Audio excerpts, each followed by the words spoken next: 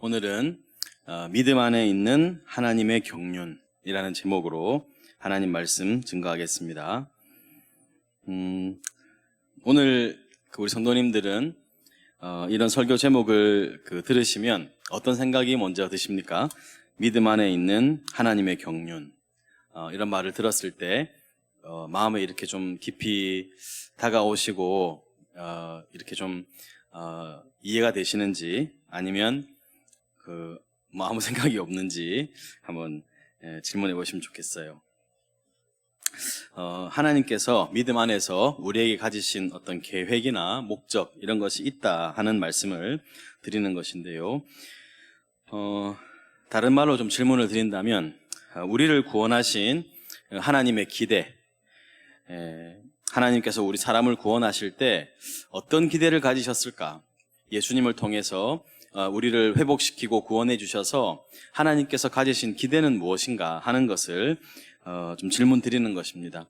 조금 소급해서 올라가 보자면, 하나님은 우리가 어떤 인간이기를 원하셨을까? 하나님이 사람을 창조하셨을 때 그 사람은 어떤 존재이기를 원하셨을까 하는 그런 질문부터 시작이 될 수 있겠습니다.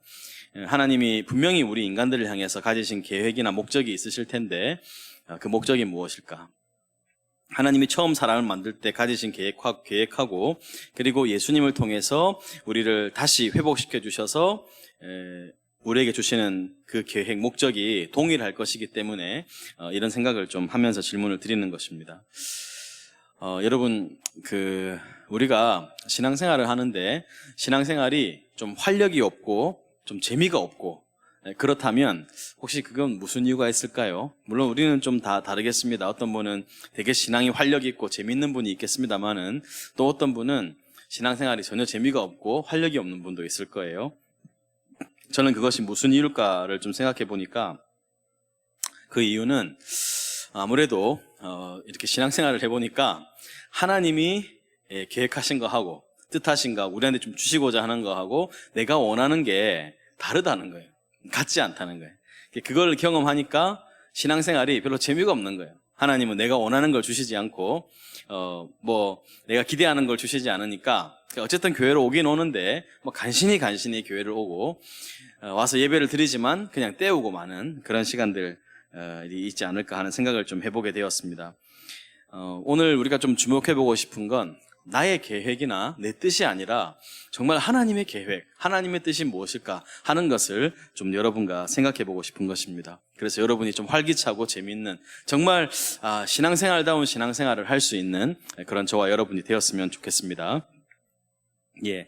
오늘 본문 4절에 보면 믿음 안에 있는 하나님의 경륜이라는 표현이 4절에 나오는데, 제가 지난주에 말씀을 드리면서 사람들이 끝없이 신화와 족보 같은 것에 빠져들어서 그들의 변론을 일으키는 그런 문제를 지적했던 것 기억하실 겁니다.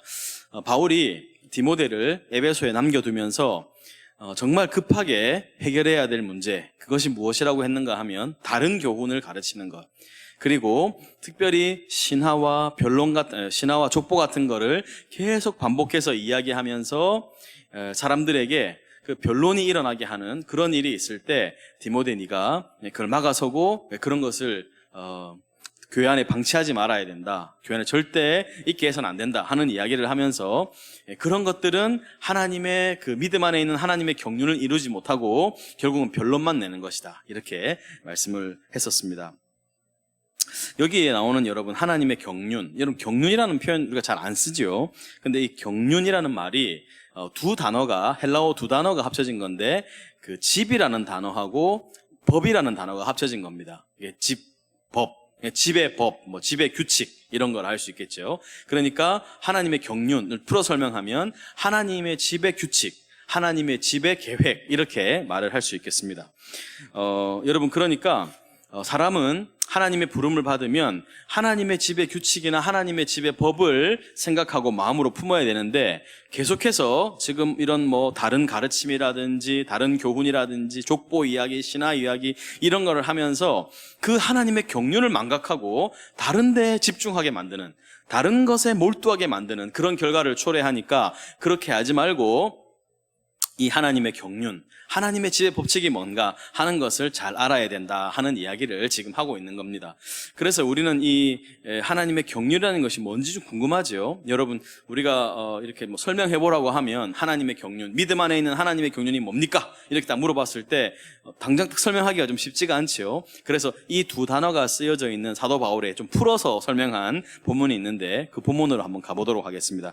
그 본문은 에베소서 3장입니다. 에베소서 3장. 신약성경 312면에 있습니다.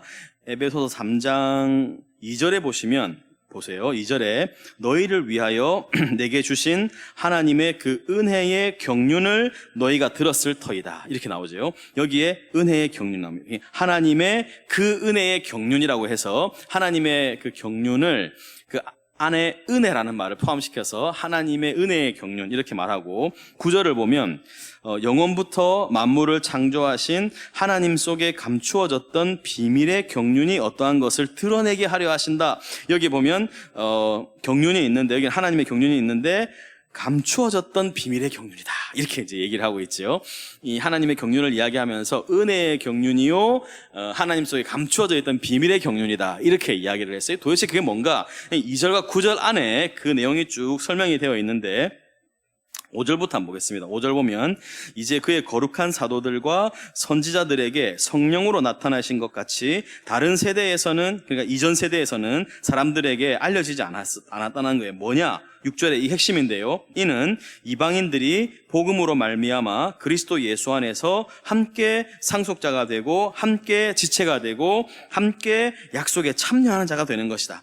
이방인들이 유대인들과 함께 이런 하나님의 그 계획에 들어오게 되었다 하는 것이 그 경륜이라는 것을 설명하는 것이죠. 그리고 8절을 한번 보시면 모든 성도 중에 지극히 작은 자보다 더 작은 나에게 이 은혜를 주신 것은 측량할 수 없는 그리스도의 풍성함을 이방인에게 전하게 하시려고 하신 것이다. 이렇게 나와 있습니다.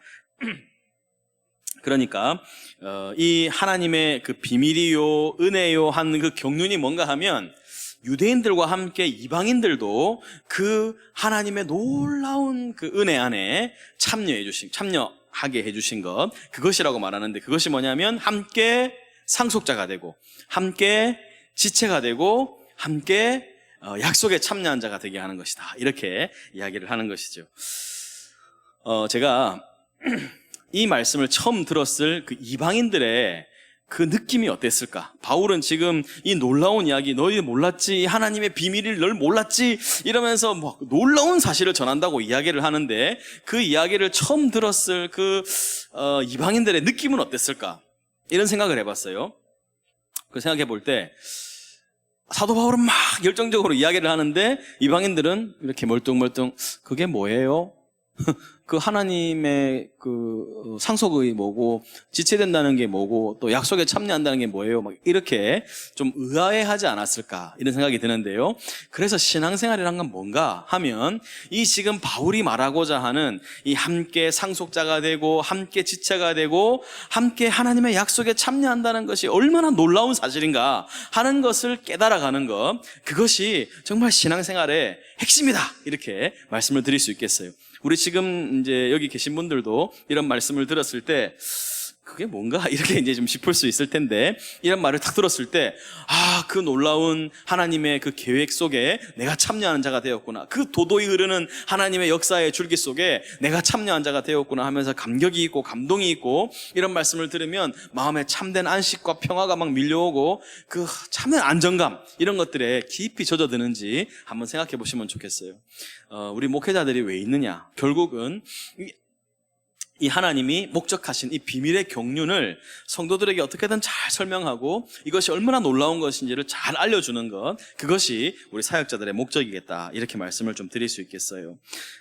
오늘 그 사도 바울이 말하는 것처럼 이 은혜가 그리스도의 그 부요함, 풍성함, 그 은혜가요 풍성하다 이렇게 말씀을 하면서 그 부요에 우리를 참여시켜야 된다. 이방인들도 참여하게 되었다. 우리들도 오늘 저와 여러분도 거기에 참여하게 되었다. 이렇게 말씀을 하고 있는데 이런 것이 정말 가슴 뛰는 벅찬 감동으로 이렇게 다가오게 그렇게 해야 되겠다 하는 말씀을 좀 드리고 싶습니다. 여러분 근데 사실 뭐 상속자 여러분, 이건 정말 좋은 단어지요. 상속자. 그렇지 않습니까? 여러분, 상속자가 됐다. 이건 너무 좋은 얘기죠. 근데 실제로 우리는 하나님의 상속자가 됐다, 이런 감동이 좀 덜해요. 근데 내가 이런 재벌의 갑부의 상속자가 되었다, 만약 이렇게 생각하면 어때요, 여러분? 이 느낌이 완전 다르죠. 근데 우리는 이 하나님의 상속자가 됐다는 말을 너무 시덥지 않게 여겨요. 나만 됐나? 쟤도 됐고, 옆에 쟤도 됐고, 다 됐다 그러는데, 그게 아닙니다, 여러분. 이 사실을 정말 더 깊이 알아가면 갈수록 이 부요에 우리는 더 깊이 참여할 수 있는데, 이런 것을 깨달아가는 것이 여러분 신앙의 핵심이라 할 수 있겠어요. 정말 우리는 하나님의 공동 상속자, 하나님의 상속자가 됐다. 야, 놀라운 일이에요. 지체가 된다는 건 뭐예요? 예수님을 머리로 하는 같은 몸이 되었다는 거예요. 여러분, 우리 얼마나 몸이 요긴합니까? 약한 것일수록 더 요긴한 거 아닙니까? 우리 몸에 소용이 없는 것이 없죠. 너무너무 귀한 것입니다. 우리가 그 예수님의 몸의 한 부분이 됐다는 거예요. 이게 얼마나 놀라운 일이에요. 옆에 계신 분이 별 시덥지 않게 보이고 아무렇지도 않게 보여도 그분이 그 몸의 지체가 됐고, 나도 그 예수님의 몸의 지체가 됐다는 사실이 얼마나 놀랍습니까? 그리고 역사 속에 하나님이 약속하신 것이 있는데, 그 약속에 우리가 참여한 자가 되었다, 이렇게 말씀을 하고 있는 겁니다. 여러분, 근데 이런 말씀을 들었을 때 좀 이렇게 설익은 이해를 가지면, 좀 이렇게 얕은 이해, 좀 잘못된 이해를 가지면 그 유대인들이 빠졌던 것처럼 잘못된 특권의식에 빠질 수 있어요. 나는 대단한 사람인가 보다, 나는 정말 특별한 사람인가 봐, 이러면서 좀 우월감을 느끼고 교만에 빠질 수 있는데, 이건 잘못된 이해입니다. 절대 이 은혜는 우리를 그렇게 만들 수가 없어요. 이 은혜는 우리를 어떻게 만드는가 하면, 일단은 먼저 그 깊은 안정감, 평안이 마음 안에 몰려옵니다. 하나님 은혜를 생각하면 이 우주를 창조하신 하나님이 나를 용납하셨으니까 그 사랑의 품에 안기면 이제 두려운 것이 없는 거죠. 너무 안정감이 있고 평안하고 그 안식을 누릴 수 있는 그런 어떤 마음이 찾아옵니다.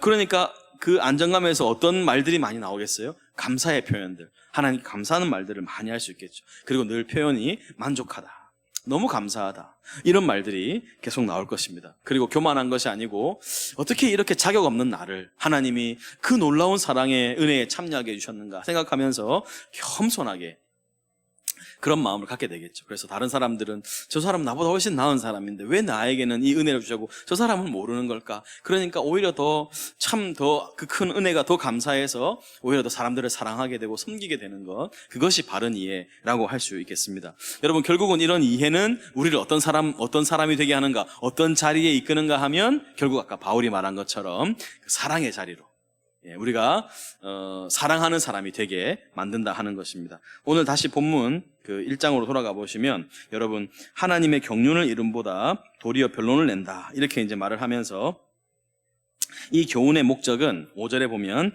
청결한 마음과 선한 양심과 거짓이 없는 믿음에서 나오는 사랑이다, 이렇게 얘기를 하죠. 청결한 마음, 선한 양심, 거짓이 없는 믿음, 이런 것들이 우리 삶에서 결국은 이 은혜를 경험한 사람들의 삶에서 나오게 되는, 분출되는 그런 것이라고 이야기를 이제 하고 있습니다. 결국은 핵심은 사랑이죠. 이런 것들이 사랑의 사람이 되게 한다, 이렇게 이제 설명을 하고 있는 것입니다. 여러분, 그래서 핵심은, 성경은요, 우리들로 하여금 어떤 사람이 되게 하는가 하면, 변론하는 사람이 아니라 사랑하는 사람이 되게 합니다. 다시 한번요, 우리들이 변론하는, 다투기를 잘하고 말싸움에서 잘 이기고 이런 다투기를 잘하는 그런 사람이 되는 것이 아니고, 사랑의 사람이 되게 하는 것, 그것이 성경이 우리에게 알게 하는 것, 우리를 지향점으로, 목표지점으로 알려주고 있는 것입니다. 여러분, 사람들이 그때 지난주에도 말씀을 드렸지만, 변론하는, 다투는 목적이 뭐예요? 자기가 더 나은 사람이라는 것을 드러내고 싶은 거거든요. 넌 나보다 못한 사람이야, 난 너보다 더 뛰어난 사람이야 하는 것을 확인하고 싶어 하는 거예요. 신화 이야기, 족보 이야기 이런 걸 통해서 막 그렇게 자기를 드러내려고 하는 그 자기 중심성, 아예 죄성의 발현이라는 거예요. 그런 것이 교회가 가야 될 길이 아니다, 변론의 길이 아니라 사랑의 길이다, 이렇게 말씀을 하는 것입니다. 여러분, 우리가 여기에서 좀 깊은 묵상이 필요합니다. 여기에 머물러서, 그러면 내가 정말 이 복음을 받아들인 자로서 내 삶에 그 청결한 마음, 선한 양심, 거짓이 없는 믿음, 이런 것들이 내 안에 자리 잡으면서 사랑의 사람이 되어가고 있는가? 어제의 나와 오늘의 나를 비교해 봤을 때 내가 그런 사랑의 사람이 되어가고 있는가 하는 것을 여러분 자신에게 질문을 해봐야 합니다. 이런 묵상을 하지 않으면 결국은 우리 자신이 그런 생각을 하지 않기 때문에 신앙에 어떤 활력도 없고 에너지가 없는 것이죠. 그런 생각들을 해보면서 나 같은 사람이 그런 자리에 이르게 되었다. 이렇게 하나님이 계획하신 원래 목적인 사람처럼 그렇게 살 수 있는 사람이 되었다는 것을 감격스럽게 생각하고 그 길을 흠모하고 사모하면서 그 길을 가지 않으면 절대 우리 삶에서 그런 결과들이 이렇게 산출될 수 없기 때문에 이런 말씀들을 좀 깊이 묵상하는 것이 먼저 좀 필요하겠습니다. 그래서 오늘 저는 여러분에게 이런 말씀에 대해서 좀 이렇게 좀 설명을 드리려고 하는데요. 하나하나씩 좀 보겠습니다. 먼저 선한 양심이라고 했을 때 아까 두 번째 청결한 마음과 두 번째 선한 양심인데 선한 양심부터 한번 살펴볼 텐데요. 디모데전서의 3장 9절을 한번 보십시오. 이건 집사를 세울 때 이런 원칙을 세워야 된다라고 말씀한 건데 8절부터 한번 보겠습니다. 3장 8절입니다. 이와 같이 집사들도 정중하고 일구이연 한 입으로 두말하지 않고 술에 임박히지 않고 더러운 이득을 탐하지 않고 그 다음에 9절 보시면요.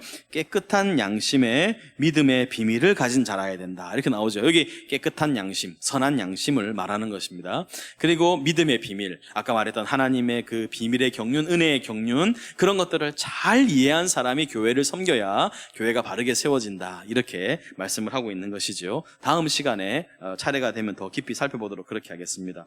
이제 그런 사람들이 교회의 일꾼으로 세워져야 되고 그 다음에 청결한 마음을 좀 생각해 본다면 여러분 청결한 마음 하면 제일 먼저 생각나는 게 뭐가 있으세요? 우리 예수님 말씀 중에 우리 예수님 그 팔복에서 그런 말씀을 하신 적이 있는데 뭐라고 하셨습니까? 마음이 청결한 자는 복이 있다. 이런 말씀했던 기억납니까? 5장 8절입니다. 마음이 청결한 자는 복이 있나니 그들이 하나님을 볼 것이다. 이렇게 얘기했습니다. 그들이 하나님을 본다. 여러분 사람이 하나님 볼 수 있습니까? 여기 지금 마음이 청결한 자는 하나님을 본다 그랬는데 여러분 혹시 하나님 보신 적 있습니까? 원래 구약에 보면 하나님을 본 자는 살 수가 없다. 그래서 모세도 하나님이 하나님 당신을 보여주십시오 이렇게 했을 때 네가 내 앞모습은 볼 수 없다. 내가 지나가면 그 뒤를 네가 볼 수 있을 거다. 이렇게 말씀하셨지. 그래서 사람들은 하나님을 보면 죽는다고 생각했어요. 왜냐하면 우리는 죄인이고 하나님은 완전한 빛에 거하시기 때문에 하나님을 볼 수 없습니다. 근데 이 말씀은 뭔가 그래서 좀 해석이 필요한데 이 하나님을 본다 했을 때 이 본다는 단어를 좀 다른 뜻들을 보면 마음으로 보다, 그 다음에 경험하다, 주의하다 이런 표현들이 있어요. 제가 말씀을 드린다면 마음이 청결한 자는 복이 있나니 그들이 하나님을 마음으로 볼 것이요 그들이 하나님을 경험할 것이요 그들이 하나님을 주의할 것이요 이렇게 좀 풀어서 설명을 할 수도 있겠죠. 여러분 그래서 이 마음의 청결함을 가진 사람들은 항상 하나님을 의식하기 때문에 그러니까 하나님을 마음으로 경험하기도 하고 마음으로 보기도 하고 그리고 늘 하나님을 의식하는 삶, 하나님 앞에서 살아가는 삶. 그러니까 이게 경외심 같은 거죠. 이런 삶을 살게 된다 하는 것을 우리에게 알려주는 겁니다. 여러분 그래서 이런 청결한 마음을 갖는 것 이런 것을 너무 중요하겠습니다. 그렇다면 여러분 이렇게 우리를 청결한 마음을 가져야 되는데 우리를 더럽히는 것이 뭐냐 하는 것을 좀 여러분과 살펴봤으면 좋겠는데요. 그것을 좀 보기 위해서 사람을 더럽히는 게 뭐냐 예수님 말씀하신 것을 좀 보겠습니다. 마태복음 15장으로 한번 가봅시다. 마태복음 15장 마태복음 15장에 17절을 보시면 이런 말씀이 있어요.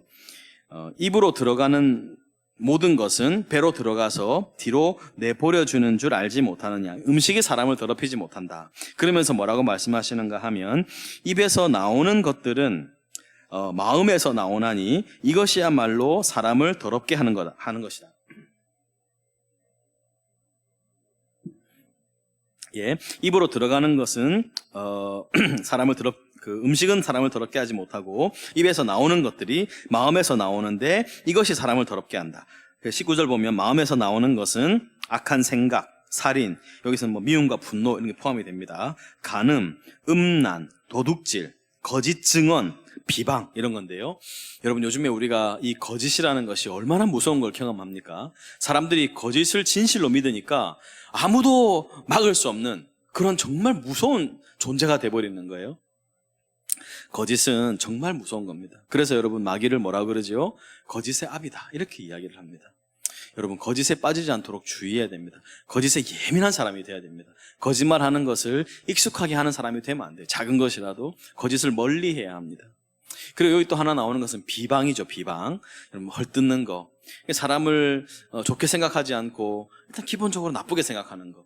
사람을 자꾸 이렇게 깔아내리려고 하는 거, 이런 것들, 비방하는 거, 이것도 하나님께 속한 것이 아니고 우리를 더럽히는 것이다. 여러분, 이렇게 생각해 볼 수 있어요. 여러분, 우리가 살아가다 보면, 길을 가다 보면 오물이 튈 수 있죠.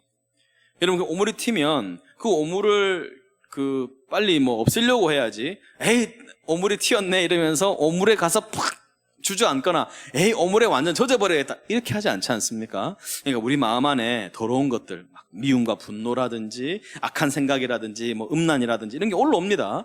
그럴 때 거기에 튈 수 있는데 그러면 젖어가지고 푹 빠져가지고 더 깊이 막 묵상하고 생각하고 더 악한 생각을 하고 이렇게 하면 안 된다는 거예요. 거기에 튈 수는 있는데 왜 이런 말씀을 하겠어요? 우리가 그런데 너무 쉽게 노출되니까 너희 자신을 잘 알고 너희 자신을 잘 지켜야 된다 이렇게 말씀을 하시는 거죠. 오물이 튈 수는 있지만 거기에 빠져서 막 물장구를 치면서 이렇게 하고 자신을 더럽히는 그런 일을 행해서는 안 되는 거예요. 생각하십시오. 여러분이 미움과 분노에 젖어 있을 때, 악한 생각에 빠져 있을 때, 음란에 빠져 있을 때, 그거는 여러분 몸을 막 오물에 막 뒹굴고 있는 중이다 이렇게 생각을 하면서 그건 점점 하나님과 멀어지게 하는 거예요. 하나님과 점점 멀어지게 하는 거. 꼭 기억하십시오. 그래서 여기 보면, 우리가 한 군데를 더 봅시다. 마태복음 23장을 한번 볼게요. 마태복음 23장. 마태복음 23장을 보면, 여기 중요한 것은 놓쳐버리고 중요하지 않은 것을 붙드는 사람들을 가르쳐서 요 24절에 맹인된 인도자여 하루살이는 걸러내고 낙타는 삼킨다. 그러니까 이 사람들 앞에 보면 11조를 할 때 이렇게 진짜 작은 것 하나 하나 다 막 최소의 11조까지 다 하는데 더 중요한 정의와 긍휼과 믿음 이런 것은 버렸다는 거예요. 더 중요한 것은 버려버리고 그냥 자기는 이제 신앙 행위를 한다 이거. 11조라는 행위를 한다. 이거에 막 그냥 붙들려 가지고 자기 자신 스스로 만족하고 있는 이런 것이 외식하는 것이다. 이 거짓이다. 이렇게 얘기를 하는 거죠. 그러면서 밑에 더 나오는 설명을 보면 화 있을진저 외식하는 서기관들과 바리새인들이여 잔과 대접의 겉은 깨끗이 하되 그 안에는 탐욕과 방탕으로 가득하라. 여러분, 사람을 더럽게 하는 게 탐욕과 방탕. 여러분, 이 탐심과 싸우는 것, 이것을 계속 해야 합니다. 여러분, 사람이 살면서 탐심을 제어할 수 있는 사람이 되는 것이 하나님이 목적한 사람이 되는 것이지, 이 탐심을 어떻게든 분출해서 그걸 채우며 사는 것, 어떻게 더 탐욕적 인간이 될 것인가 하는 것을 목표로 사는 것은 우리의 길이 아니라는 것을 꼭 기억하십시오. 정말 이건 어려운 것인데 이런 것을 꼭 기억하셔야 되겠습니다. 탐심, 탐욕과 방탕한 삶, 이런 것들이요. 그래서 눈먼 바리새인이여 너희는 먼저 안을 깨끗이 해라. 그리하면 겉도 깨끗해질 것이다. 이렇게 이제 말씀을 하고 있지요. 여러분, 이것이 마음의 깨끗한 마음을 가진 사람들에 대한 설명이라 할 수 있겠습니다. 그리고 또 하나는 거짓이 없는 믿음이죠. 거짓이 없는 믿음. 이것이 여러분, 믿음이 결국은 우리를 이런 것들이 다 합쳐져서 우리를 사랑의 사람이 되게 하는데, 원래 디모데한테 이야기할 때 원래 디모데에게 이 거짓이 없는 믿음이 있었다 하는 것을 하나 설명하는 구절이 있어요. 우리 디모데 후서로 한번 가볼게요. 오늘 본문 앞에 디모데 후서 1장에 보시면요, 이렇게 얘기합니다. 1장 5절입니다. 이는 내 속에 거짓이 없는 믿음이 있음을 생각함이라. 내 속에 거짓이 없는 믿음이 있음을 생각함이라. 이 믿음은 먼저 내 외조모 로이스와 내 어머니 유니게 속에 있더니 너의 속에도 있는 줄을 확신한다. 여러분, 바울이 인정한 거예요. 디모데 안에 이 거짓이 없는 믿음이 있다는 것을 인정한 것입니다. 여러분과 제 안에도 이 믿음이 있는 줄로 믿습니다. 외할머니에게서 그리고 어머니에게서 디모데에게로 이 거짓이 없는 믿음이 내려왔다는 거예요. 여러분, 이런 인정이 중요한 겁니다. 네가 그 많은 재산을 이제까지 모아왔다. 그 많은 명성을 이제까지 쌓아왔다. 중요하겠지만요, 그것보다 성경이 우리에게 말하는 게 뭡니까? 네가 선조에게서부터 거짓이 없는 믿음을 물려받아 왔다. 우리도 이런 평가를 들을 수 있는 사람들이 되었으면 좋겠습니다. 근데 여러분, 이것이 결국은 이런 삶의 가르침들이 바울만 주고 있는 것이 아니고 우리의 삶에서 분출되어야 할 것. 하나님이 우리를 구원해서 목표하신 바가 뭔가 하는 것을 바울도, 예수님의 수제자였던 베드로도, 예수님의 동생이었던 야고보도 똑같이 설명을 하는 것을 볼 수 있는데, 제가 한번 읽어드리겠습니다. 베드로전서 1장에 보면 이런 말씀이 있어요. 너희가 진리를 순종함으로 너희 영혼을 깨끗하게 하여 거짓이 없이 형제를 사랑하기에 이르렀으니 마음으로 뜨겁게 서로 사랑하라, 이렇게 되어 있어요. 그러니까 보세요, 너희가 이 진리를 순종했다, 믿음을 받아들이는 것을 통해서 영혼이 깨끗해졌고, 믿으라는 거예요. 영혼이 깨끗해졌다. 하나님이 우리를 깨끗하게 하셨다는 거예요. 그래서 거짓이 없이 형제를 사랑할 수 있는 사람이 되었다는 거예요. 이제까지는 위선적인 사랑이었어요. 거짓이 없이 형제를 사랑할 수 없고, 나의 어떤 필요에 의해서 그러니까 나에게 어떤 이득이 되기 때문에 다른 사람들을 사랑하고 잘해줄 수는 있었어도 거짓이 없는 사랑에 이를 수는 없었어요. 근데 하나님의 사랑이 우리 안에 들어와서 우리가 어떤 존재가 됐냐, 거짓이 없는 사랑을 할 수 있는 사람이 됐다. 그러니까 마음으로 뜨겁게 서로 사랑하라, 이렇게 됐어요. 여러분, 만약에 이런 사실을 알고 가만히 있으면 안 됩니다. 왜 베드로가 뜨겁게 사랑하라 하겠어요? 왜 가만히 있어라, 저절로 될 거다, 이렇게 안 하고 뜨겁게 사랑하라 그러잖아요. 그렇게 하지 않으면, 가만히 있으면 우리는 전 반대 방향의 그 삶을 살기 때문에 이렇게 말씀을 하고 있는 겁니다. 그리고 야고보 선생님은 이렇게 얘기하죠. 예수님의 동생 야고보는 3장에서 이렇게 얘기합니다. 그러나 너희 마음속에 독한 시기와 다툼이 있으면 자랑하지 말아라. 진리를 거슬러 거짓말하지 마라. 마음속에요, 독한 시기와 다툼이 있다면 그건 사랑이 아니야. 그건 복음을 받아들인 게 아니다, 이렇게 단호하게 얘기하는 겁니다. 그러면서 이러한 지혜는 위로부터 내려온 것이 아니요 땅 위의 것이요 정욕의 것이요 귀신의 것이다. 땅 위의 것, 정욕의 것, 귀신의 것.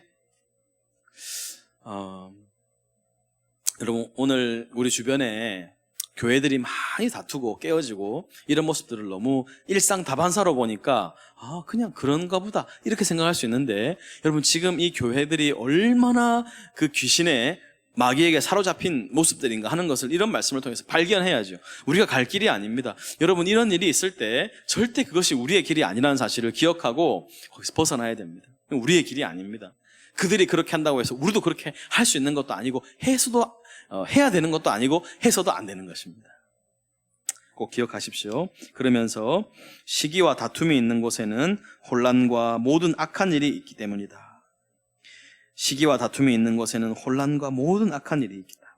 그러면서 오직 위로부터 난 지혜는 첫째 성결하고, 다음에 화평하고, 관용하고, 양순하며 긍휼과 선한 열매가 가득하고 평경과 거짓이 없다. 여러분, 오늘 우리가 말한 그대로의 내용이죠. 화평한 것, 양순한 것, 관용한 것, 긍휼한 것.